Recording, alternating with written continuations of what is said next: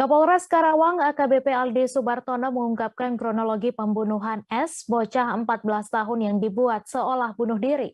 Aldi menceritakan kasus tersebut bermula ketika korban dimarahi oleh tersangka yang merupakan kakak iparnya.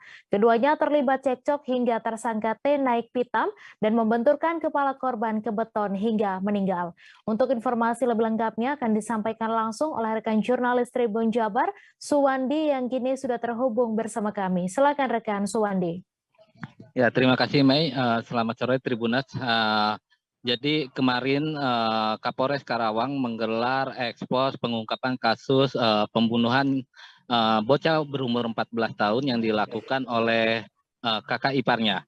Jadi pembunuhan tersebut bermula ketika kakak ipar yang merupakan tersangka, yaitu berinisial T berumur 26 tahun itu diminta oleh istrinya untuk mencari korban S yang masih berumur 14 tahun yang kabur dari bengkel tempatnya bekerja. Jadi saat itu S memang kabur sejak pagi hari karena dimarahi oleh kakaknya, kakak iparnya T. Kemudian mereka pun pada sekitar pukul 3 sore atau pada siang hari mereka bertemu. Jadi antara T dengan S, korban itu bertemu di bawah jembatan penyeberangan tol Jakarta Cikampek, kilometer 50, tepatnya di desa Sirnabaya, Kecamatan Teluk Jambu Timur, Kabupaten Karawang. Di bawah jembatan penyeberangan tersebut kemudian terjadi cekcok antara tersangka T dengan S yang merupakan korban karena perselisihan mengenai S yang saat itu menjaga bahan bakar minyak eceran dan sering menghutangkan kepada warga yang sering melintas. Sehingga T meminta agar S untuk menagih kepada yang menghutang bensin eceran tersebut. Namun karena S tidak berani menagih hutang yang bensin eceran kepada warga-warga tersebut, sehingga terjadi percecokan. Akibatnya T pun mulai naik pitam dan memukul S yang merupakan korban hingga pingsan. Kemudian S pun dibenturkan kepalanya sebanyak 3 kali kepada tembok beton di sekitar jembatan penyeberangan tersebut. Karena melihat S yang sudah terkapar pingsan, kemudian T pun mencari tambang dan batang pohon untuk mengikatkan atau menggantung T leher. Dan nyatanya dari hasil forensik kepolisian bahwa sebenarnya T saat digantung itu masih hidup dan dia meninggal karena tergantung yang disebabkan seolah agar T ini terlihat bunuh diri oleh kakak iparnya. Kemudian saat itu warga dan T kembali untuk mencari S. Jadi seolah-olah bahwa S ini telah menghilang dari pagi hingga sore hari, hingga akhirnya pada pukul 7 malam S ditemukan dalam keadaan menggantung diri.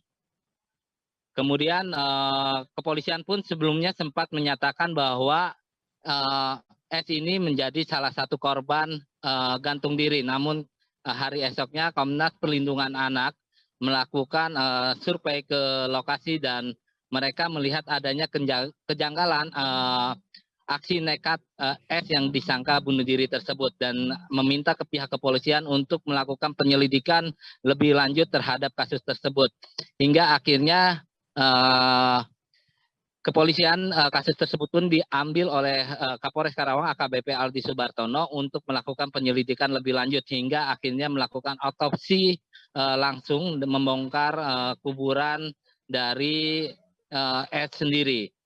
Dan akhirnya kepolisian pun dari melihat dari hasil pemeriksaan saksi-saksi hingga olah TKP ulang, mereka menemukan adanya kejanggalan dan akhirnya pada hari Jumat kepolisian pun melakukan pemeriksaan terhadap T yang merupakan kakak ipar dari korban ini, dan T pun kemudian ditetapkan menjadi tersangka karena pengakuan dari T dengan hasil otopsi itu ada kemiripan.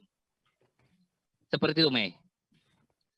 Baik, terima kasih rekan Suwandi atas laporan Anda, dan terkait hal ini wartawan kami juga telah menghimpun wawancara dengan Kapolres Karawang. Berikut tayangannya untuk Anda. Baik, ini dilaporkan hari Senin tanggal 9 Mei. Kemudian dikuburkan esok harinya ya, tanggal 10. Kami bersama Komnas Anak kemudian melihat ada kejanggalan terhadap gantung diri ini, sehingga saya bersama Kasat Reskrim pada saat itu ya, ini saya langsung ke TKP melihat apakah memang benar korban ini gantung diri.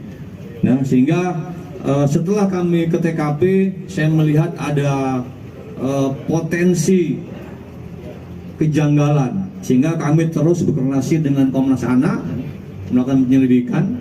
Jadi kami hitung dari hari Senin dilaporkan gantung diri, kami hari Kamis malam sudah mengamankan diduga pelaku. Hari Jumat kami menetapkan pelaku sebagai tersangka setelah kami atau tim forensik melakukan otopsi pada hari Jumat, sehingga sorenya kami menetapkan T bin W sebagai tersangka. Jadi butuh waktu Selasa, Rabu, Kamis, Jumat, 4 hari ya. 4 hari setelah dilaporkan kami menetapkan T bin W sebagai tersangka kekerasan fisik terhadap anak yang mengakibatkan mati. Terima kasih sudah nonton. Jangan lupa like, subscribe, dan share ya.